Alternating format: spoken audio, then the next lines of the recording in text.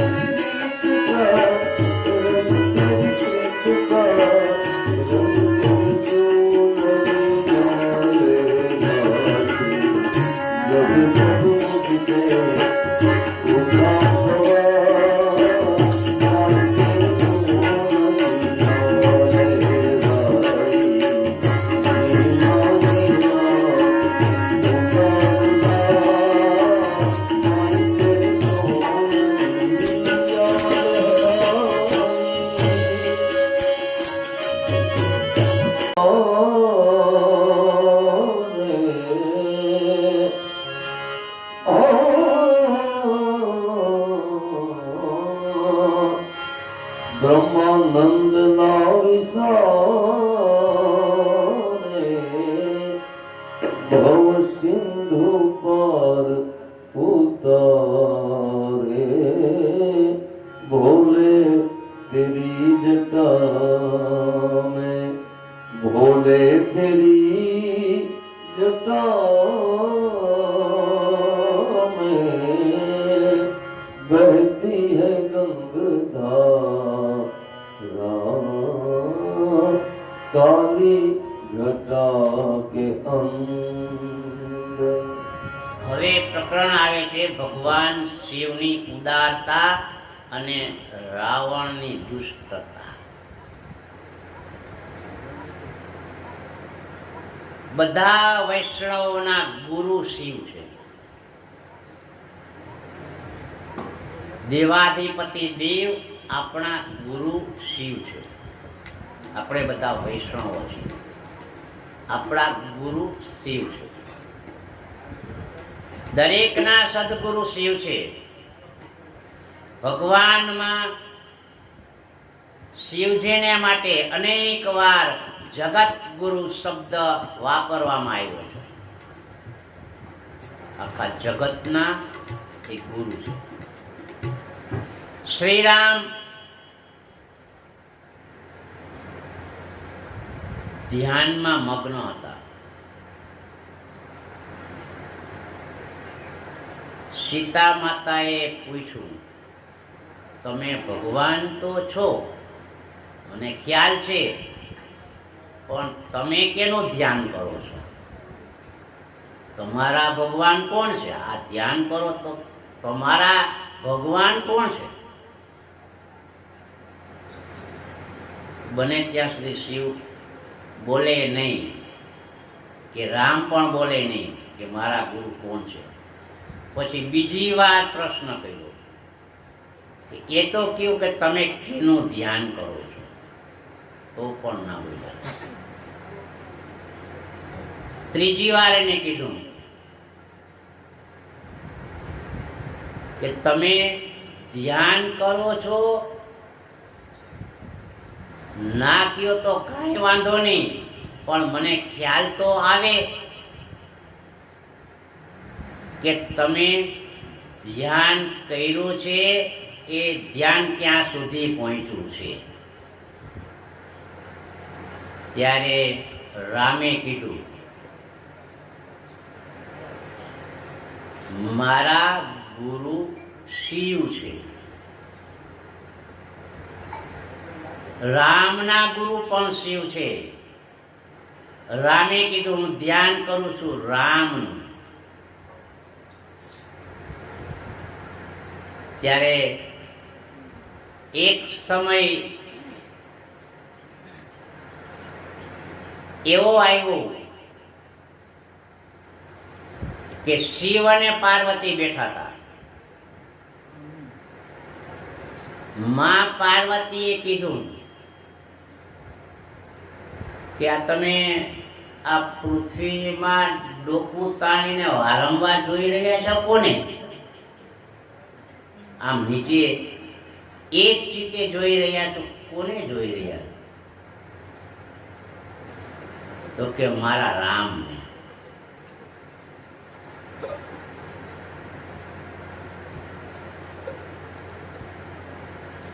આ રામને તમે જોઈ રહ્યા છો, એ તો સીતે સીતે સીતે કહીને હરણને પૂછે છે, વેલાને પૂછે છે, ઝાડને પૂછે છે. તો આ તમારા ભગવાન? માને શંકા જાય છે. તો કોઈના ઉપર શંકા કરવી નહીં. શંકાનું પરિણામ શું આવે છે ખબર છે? શંકાનું પરિણામ મૌન. માં જેવા માં ભગવતીને પણ મોત આવ્યું હોય શંકા કરવાથી, શાસ્ત્ર કહે છે. તો એ કે ના, મારે પરીક્ષા કરવી છે. જો કોઈની પરીક્ષા ના કરવી, માં કે મારી પરીક્ષા કરવી છે. એ તમારા ભગવાન છે, તમારા ગુરુ છે, તો મારે એની પરીક્ષા કરવી છે. તો માને સમજાય પરીક્ષા ન કરતો સારું, કારણ એને ખબર પડી ગઈ કે હવે આ ગઈ. તને પરીક્ષા ન કરાય દેવી, કોઈની પરીક્ષા ન કરાય. તો કે ના, તમારા ગુરુ છે અને આ સીતે ને વેલાને ને ઝાડને પૂછે છે, આવા ભગવાન હોય? મારે એની પરીક્ષા કરવી છે. કે જાઓ, ન સમજા. હંમેશા સ્ત્રી હઠ અને બાળ હઠ ને કોઈ પહોંચે નહીં. એ હઠ મૂકી દે, સારી વાત છે. હઠ કરવી નહીં. સ્ત્રીએ કોઈ દિવસ હઠ કરવી નહીં. હઠ કરવાથી એનું પરિણામ સારું આવતું નથી. બાળકો સમજતા નથી અને હઠ કરે છે, પણ સ્ત્રી તો સમજે છે અને હઠ કરે છે. તો માં પરીક્ષા કરવાની શું કહી? માએ વિચાર્યું કે હા, રામની પરીક્ષા કરવી ને સીતે કહે છે તો હું સીતાનું રૂપ લઈ લઉં.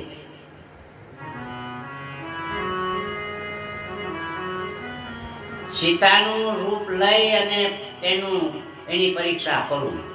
તો રામની આગળ સીતાનો ડ્રેસ સીતા જેવા, સીતા એટ એ મોમેન્ટ એ જ ટાઈપના સીતા બની અને રામની આગળ હાલવા માંડ્યા.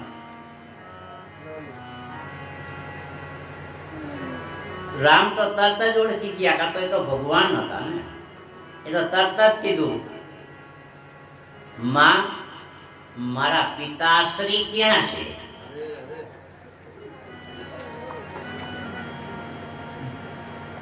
હે માં, મારા પિતાશ્રી ક્યાં છે? તમે એકલા જંગલમાં અટક મારો છો. જ્યારે સીતાને એમ થયું, કોઠા પડ્યા કે આ મને ઓળખી ગયા, હવે મારું શું થશે? એને એ દુઃખ થયું, હવે મારું શું થશે? મેં તો સીતાનું રૂપ લીધું છે. સીતા તો માતા છે અને માતાનું રૂપ લઉં અને શિવ તો મને પાછા સંભાળવાના નથી, કારણ કે એ તો ગુરુની માં છે, ગુરુની પત્ની છે.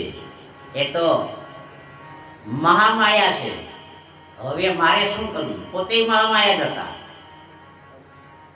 પણ પરીક્ષામાં મૂંઝાણા. હવે શું કરવું? એને વિચાર કર્યો કે હવે શું કરવું. એને પાછું પોતાનું રૂપ લઈ શંકર ભગવાનની બાજુમાં બેસી ગયા અને શંકર ભગવાન ધ્યાનમાંથી બહાર આવ્યા અને કીધું, પરીક્ષા કરી લીધી? શું બોલે? કારણ કે રૂપ તો એને સીતાનું લીધું, શંકરને તો ખ્યાલ જ હતો.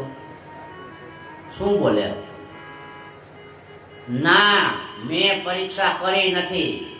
માં જેવા માં પણ ખોટું બોલે છે. ના, મેં એની પરીક્ષા કરી નથી.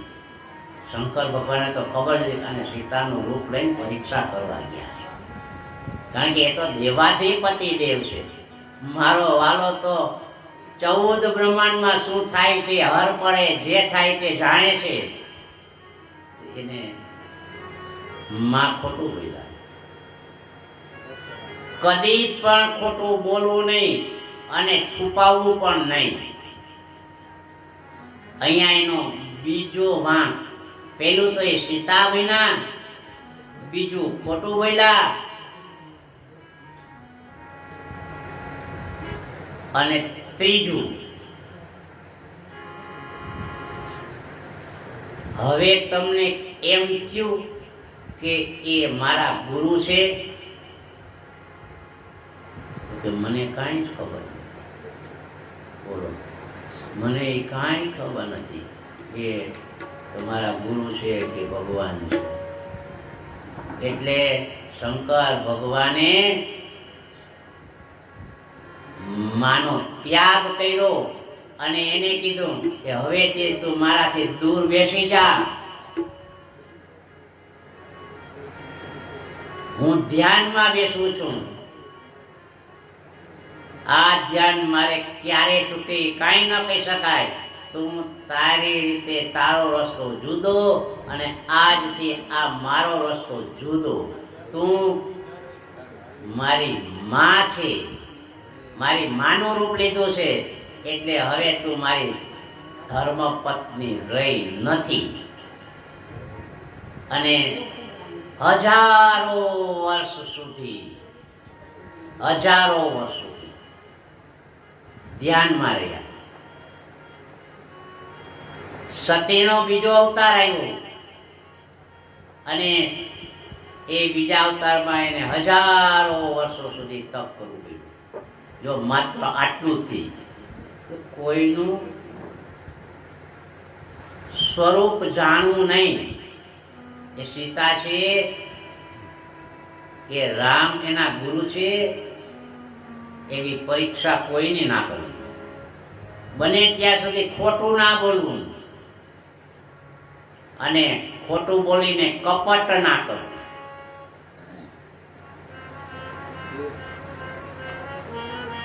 શિવજી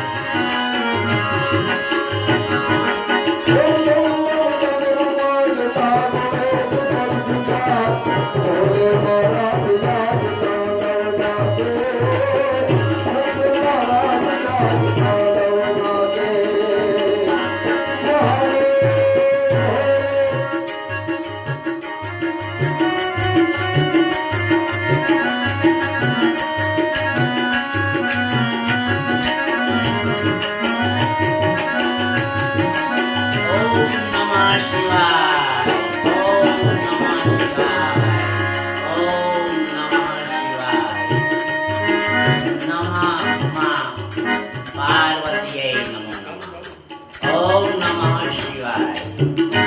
ઓમ નમઃ શિવાય.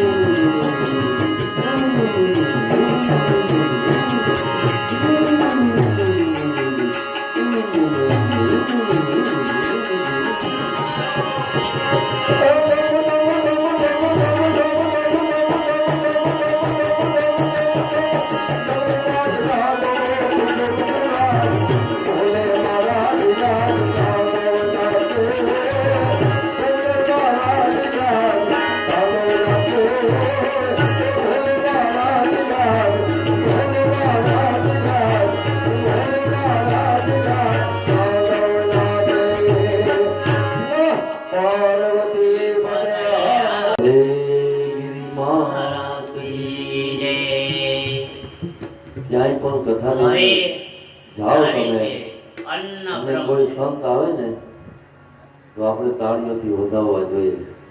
એ આપણું પુષ્પહાર છે, એ આપણી ફૂલની માળા છે. રોત્રે આપણી કથામાં સંત પધાર્યા છે તો તાળીઓથી વધાવવા જોઈએ. આ જ આશ્રમમાંથી શીખવાનું છે. બોલીએ ભાગવત ભગવાન. ભગવાન કી જય. હવે પ્રકરણ આવે છે અન્ન બ્રહ્મ છે. જમવા બેસો, એક પણ દાણો અન્નનો બગાડ ન થવો જોઈએ. એક એક દાણામાં બ્રહ્માનો વાસ છે. માટે આપણી થાળીમાં ભોજનનો કણ બગાડવો ના જોઈએ. ત્યાર પછી સમજાવે છે ભોજન યજ્ઞ છે. આપણે ભોજન શરૂ કરીએ ત્યારે યજ્ઞ શિષ્ટા શેન સંતુ મુચ્યંતે સર્વ કિલ્વેશે ભુંજતે તીર્થદમ પાપા એ વચનના આત્મકાલા યત્કૃપો તમહમ વંદે પરમાનંદ માધવમ. આપણું ભોજન છે ને યજ્ઞ છે. આપણે જે હોમીએ છીએ એ ખોરાક છે. આપણું પેટ છે એ યજ્ઞ કુંડ છે. માટે આપણું ભોજન યજ્ઞ સમજીને કરવું જોઈએ. મહારાજ પૃથુ યજ્ઞ કરે છે. અને એ યજ્ઞમાં ભૂલ થાય છે. કહેવાનો અર્થ આ છે કે યજ્ઞ કરો, યજ્ઞ કરનાર શુદ્ધ હોવા જોઈએ, એટલે કે શુદ્ધ વક્તા હોવો જોઈએ, હોમનાર શુદ્ધ હોવા જોઈએ, હોમવાળી વસ્તુ પણ શુદ્ધ હોવી જોઈએ, યજ્ઞ કુંડ બન્યો હોય તે નિયમ અનુસાર હોવો જોઈએ, અને અગ્નિ પેટાઓ તેમાં જે સમિધ વપરાય છે, એને લાકડા નથી કહેવાતા, સમિધ વપરાય છે, એ પણ શુદ્ધ હોય તો યજ્ઞ સફળ થાય છે. પ્રચેતાઓની કથા. પ્રચેતાઓ એટલે શું? આવા 10 પ્રચેતાઓ છે. પ્રચેતાઓ એટલે વિચારશીલ પુરુષ, જેમાં પ્રજાપતિ એ પ્રથમ પ્રચેતા છે. આવા પુરુષોની કથામાં એ જાણવાનું છે કે આપણે કોઈને અન્યાય કરવો જોઈએ નહીં. અન્યાય કરો તો દુઃખ આવે.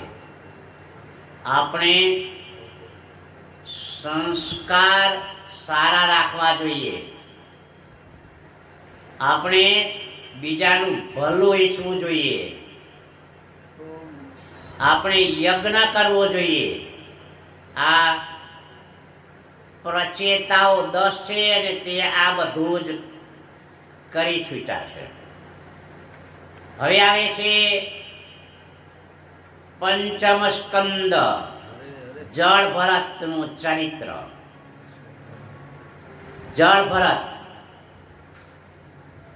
એમાં સમજવાની વસ્તુ આ છે કે બહુ અતિ પ્રેમ કોઈના ઉપર કરવો નહીં. ભરતજી એક દિવસ નદી કિનારે બેઠા છે.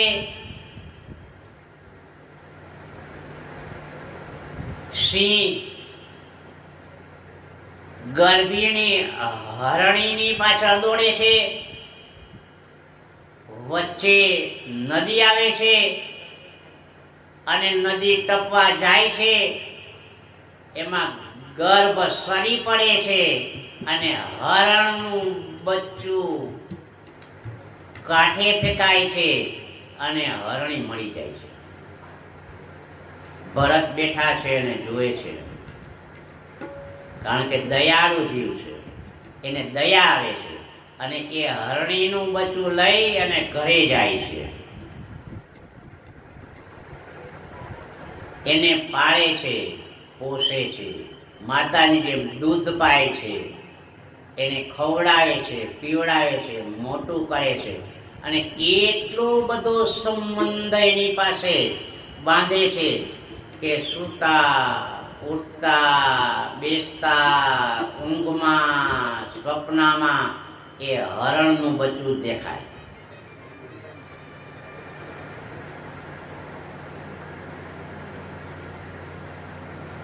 એનું જ્યારે મૃત્યુ થાય છે ત્યારે પણ તેને હરણનું બચ્ચું દેખાય છે. મોટું થઈ ગયું છે છતાંય હરણ જ દેખાય છે. અંત સમયે જે દેખાય એના ગર્ભમાં એ જીવ જાય. આ સમજવાની વસ્તુ અહીંયા આ છે જળ ભરતમાં. અંત સમયે તમારો જીવ જેના દર્શન કરે અને એના ગર્ભની અંદર એ જીવ પ્રવેશી જાય. તો ભરત ના હૃદયમાં હરણ વસી ગયું હતું, તો હરણના ગર્ભની અંદર ભરતનો જીવ ચાલ્યો. એટલે જ આ ભાગવત છે એ સમજાવે છે કે ભગવાનનું નામ લો. ઓમ નમો નારાયણ, ઓમ નમો નારાયણ. ઓમ નમો નારાયણ ઓમ નમો નારાયણ હરિ ઓમ નમો નારાયણ શ્રીમન નારાયણ નારાયણ હરે હરે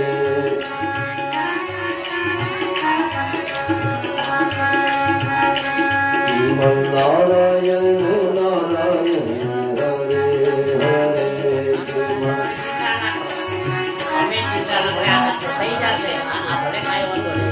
તમે હરિ ચિંતા ન કરો. ઓમ નમો નારાયણ ઓમ નમો નારાયણ હરિ ઓમ નમો નારાયણ હરિ ઓમ નમો નારાયણ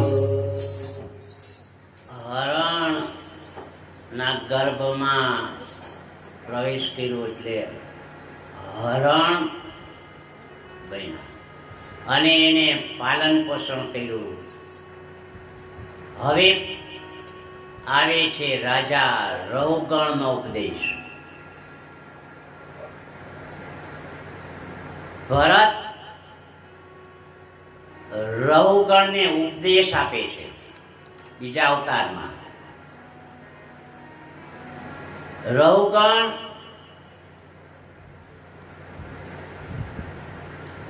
ચાર વ્યક્તિને ઉપાડવાનું કે છે, એમાંનો એક આગળના ભાગમાં જમણી સાઈડમાં ભરત છે અને બીજા અવતારમાં ભરત છે એ ગાંડાની જેમ વર્તે છે. કારણ કે એને એમ થયું કે મેં પાપ કર્યું હતું, હવે આ અવતારમાં પાપ નથી કરવું, એટલે એને રાજાને પાલખી ઉપાડતી વખતે કીડી મકોડા આવે તો ઠેકડો મારે છે, ટપે છે. એટલે રાજાને એમ થાય છે કે ગાંડો છે, અને ગાંડો છે તો એને કીધું કે ભાન નથી, હું રાજા છું અને તું મને ડોલી ચડાવશો.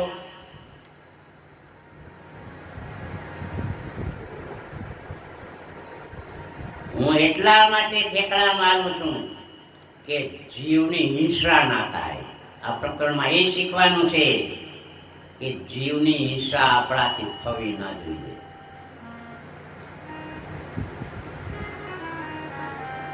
જીવની હિંસા ના થાય.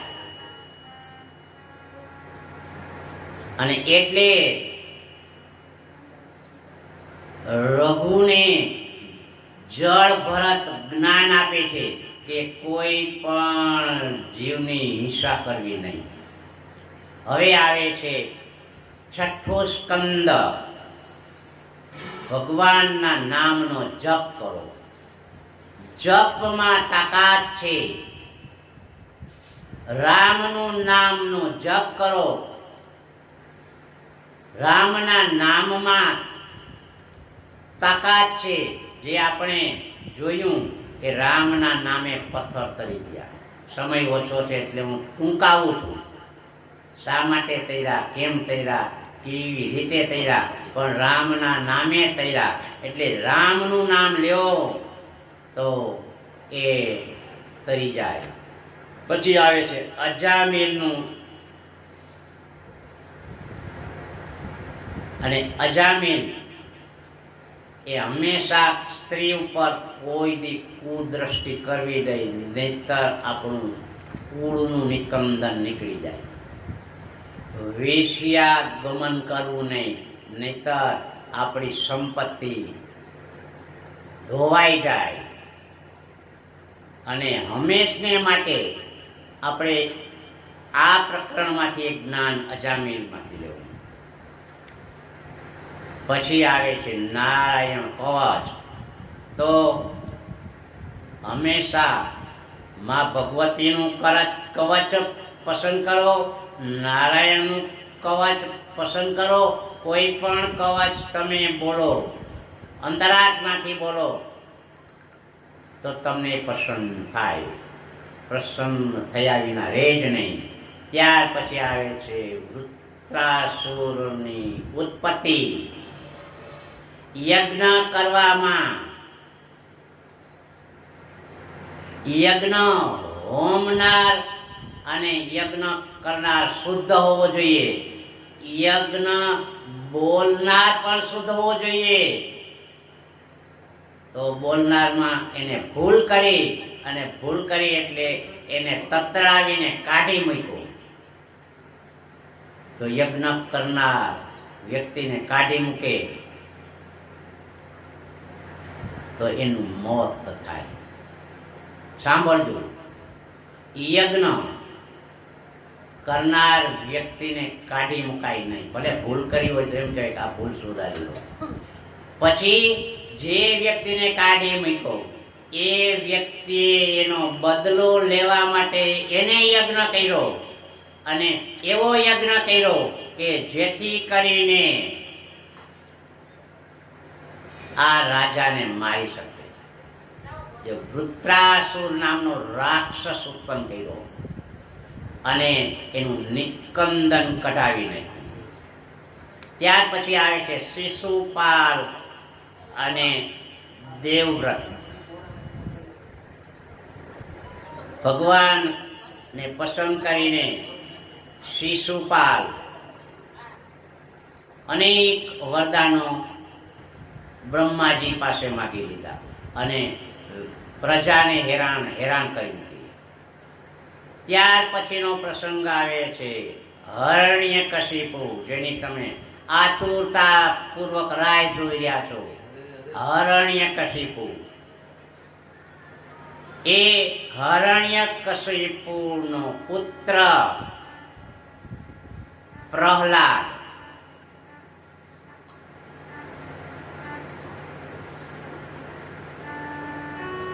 ઉત્પન્ન થયો. જન્મો એટલે કયાદુને લઈને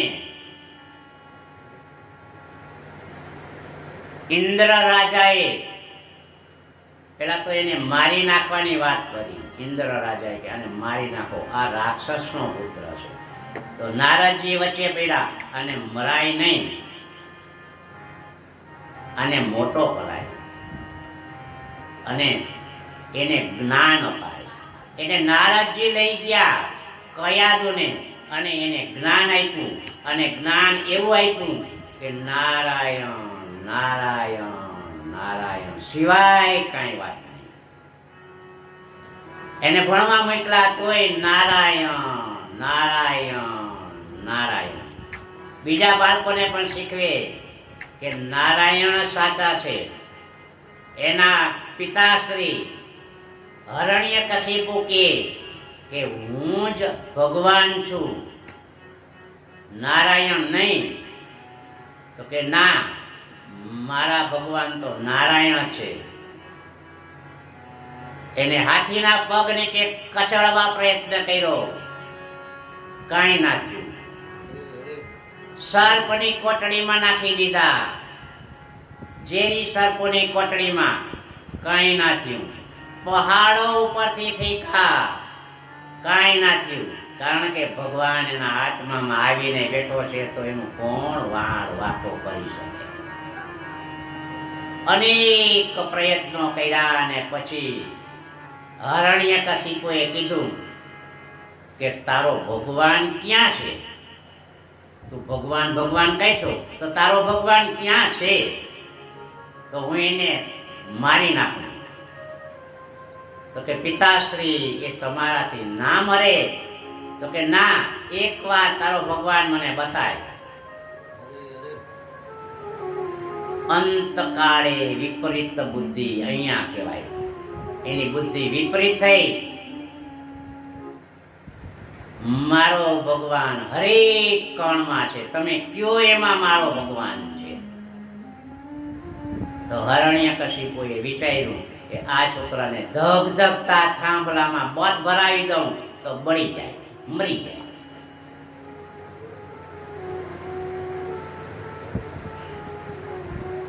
ધગધગતો થાંભલો તૈયાર કર્યો.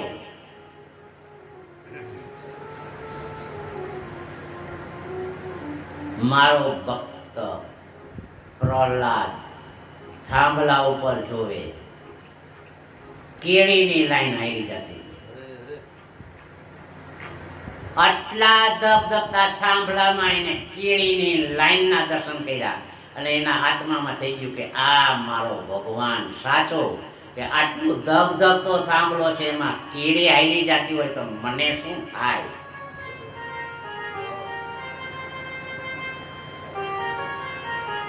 તો એને એમ માનશો કે આ થાંભલામાં તારો ભગવાન છે?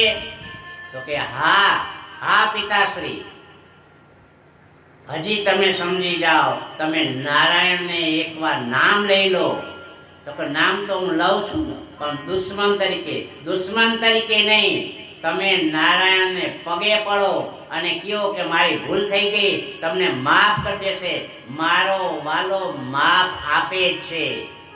તો કે ના, હંમેશા દુષ્ટ વ્યક્તિ, અભિમાની વ્યક્તિ ને આવું સાચું લાગતું નથી. તો એક જ વાત છે, પ્રહલાદને થઈ ગયું કે હવે મારા પિતાશ્રી માનશે નહીં. હવે આવે છે ભક્તના ભગવાન નૃસિંહ ભગવાન.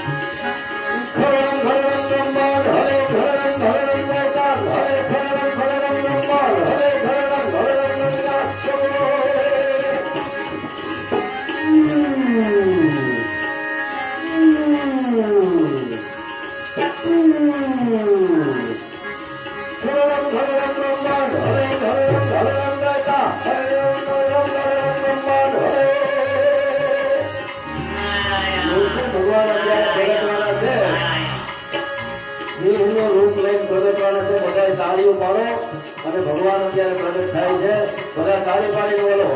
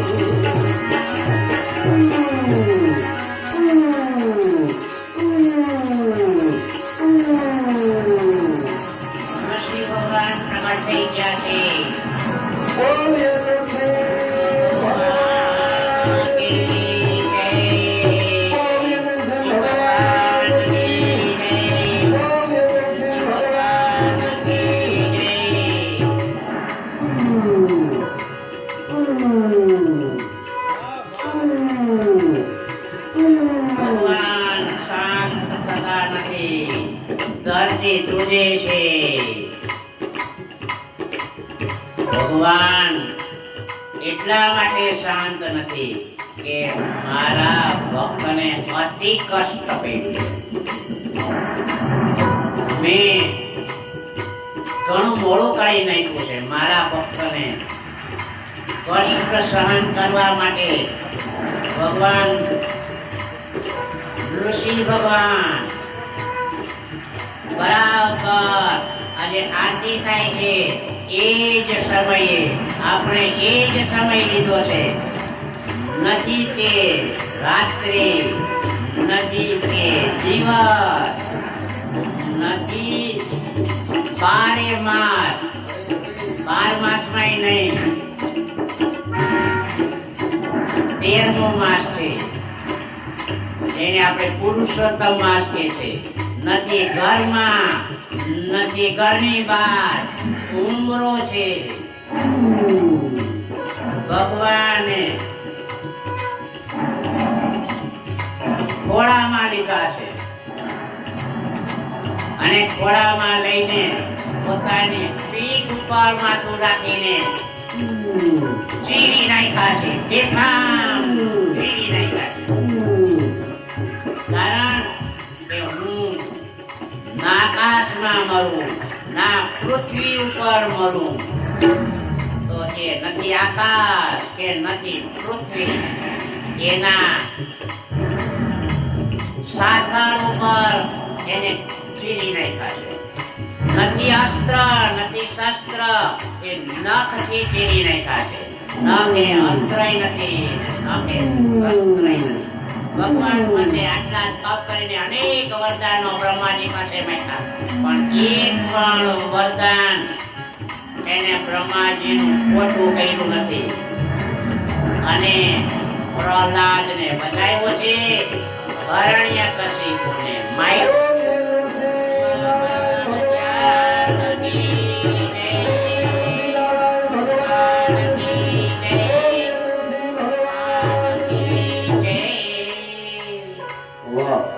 આજે ઋષિ અવતાર આપણો થઈ ગયો છે. સમય પણ ઋષિ ભગવાનના અવતારનો છે. બરાબર ઝાલર વાગે છે, બરાબર ઝાલરનો અવાજ આવે છે. આ સમય પ્રમાણે જ આપણું ભાગવત, આપણી ભાગવત સરિતા વહે છે. ઋષિ ભગવાન સંધ્યા ટાણે આવ્યા હતા. શાસ્ત્રીજીએ કીધું ને અત્યારે સંધ્યાનું ટાણું છે, કારણ કે વહેલા 5 વાગે કઈ ઋષિ ભગવાન ન આવે, એ તો સંધ્યા ટાણે જ આવે. એટલા માટે થઈને અત્યારે સમય થોડો શાસ્ત્રીજીએ લીધો, પણ નૃસિંહ પ્રાગટ્ય કરવા માટે આદેશ આવ્યો કે તમે નૃસિંહ ભગવાનનો અવતાર ક્યારે કરો છો. હું જોઉં છું કે આરતીનો અવાજ આવે ત્યારે મારે નૃસિંહ ભગવાનનો અવતાર. અને આજે સાહેબ આરતી પણ જો માતાજીના જમાઈરાજ આવ્યા છે ને, ઈ કરે છે આરતી, એટલે એમને પણ કાર્યથી વધાવો. જમાઈરાજને આરતીનો અવસર મળ્યો છે, બહુ સારી વાત છે. એક ઘડી આ બધું સમય અનુસાર જ થતું હોય છે. આરતી અત્યારે ચાલુ છે, એક ઘડી આરતી ની બોલી જાઓ અને આપણે પછી ભાગવત ભગવાનની આરતી અહીંયા ભાગવત ભગવાનની પછી આરતી આપણે લઈ લઈએ. આજે આ ત્રીજા દિવસનું ભાગવત વિરામ લે છે.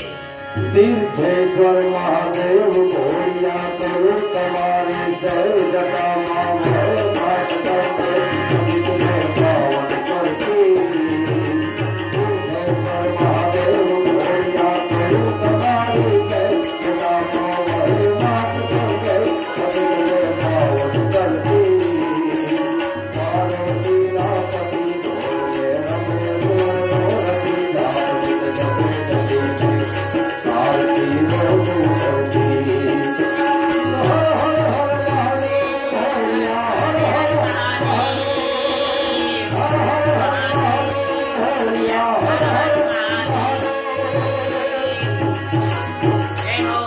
જય હો મહાદેવની જય હો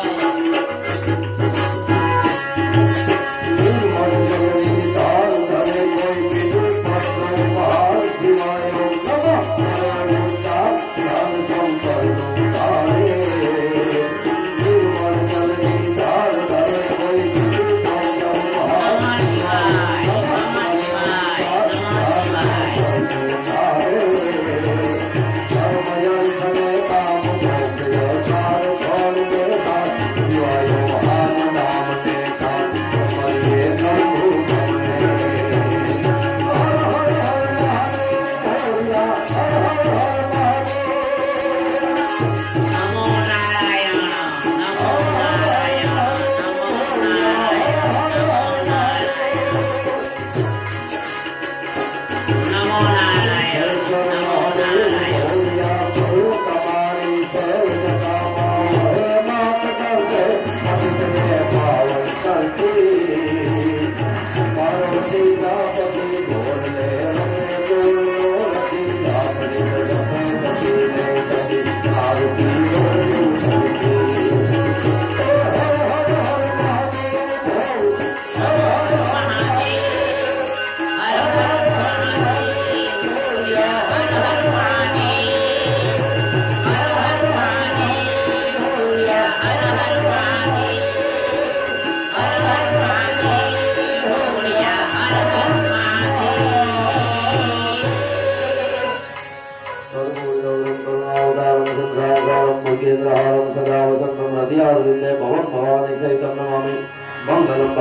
આરતી થાય ત્યાં સુધી ઊભા ના થતા.